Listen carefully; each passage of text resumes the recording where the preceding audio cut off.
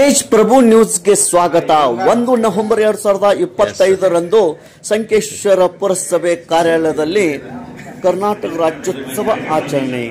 ತಾಯಿ ಭುವನೇಶ್ವರಿ ಭಾವಚಿತ್ರಕ್ಕೆ ಉಪನಗರಾಧ್ಯಕ್ಷರು ಸಚಿನ್ ಭೋಸ್ಲೆ ಹಾಗೂ ಪುರಸಭೆಯ ಸದಸ್ಯರಿಂದ ಪೂಜೆ ಸಲ್ಲಿಸಿ ಕರ್ನಾಟಕ ರಾಜ್ಯೋತ್ಸವ ಆಚರಣೆ ಮಾಡಲಾಯಿತು. ಇದೇ ಸಂದರ್ಭದಲ್ಲಿ ಕರ್ನಾಟಕ ರಾಜ್ಯೋತ್ಸವ ಕುರಿತು ಮಾಹಿತಿಯನ್ನು ಇಲ್ಲಿ ನೀಡಲಾಯಿತು.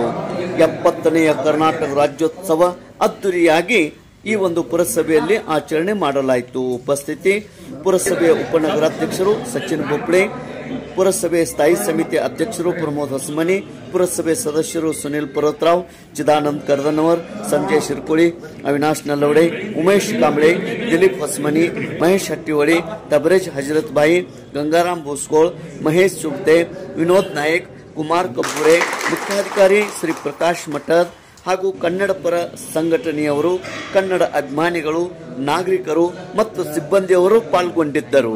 ತೇಜ್ ಪ್ರಭು ನ್ಯೂಸ್, ಸಂಕೇಶ್ವರ್.